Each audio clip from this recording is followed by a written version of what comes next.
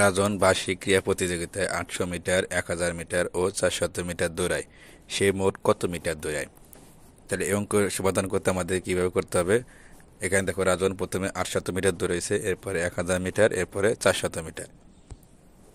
এখন এখানে কি বলছে, মোট কত মিটার দৌড়েছে। আমরা যদি এই 800, 1000 এবং 400 মিটার দৌড়ের সংখ্যা যদি আমরা এক জায়গায় করি, তাহলে সে কত মিটার দৌড়েছে সে সংখ্যাটা আমরা পাবো। সেজন্য আমাদের কি করতে হবে, এই সংখ্যা যোগ করতে হবে।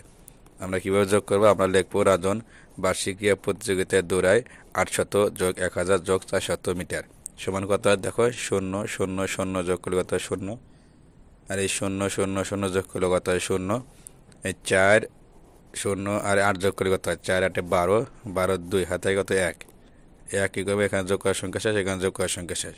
তাহলে এক আমরা একের সাথে যোগ করে দেবো, কত হবে? 2। তাই রাজন বার্ষিক ক্রীড়া প্রতিযোগিতায় 2200 মিটার দৌড়ায়।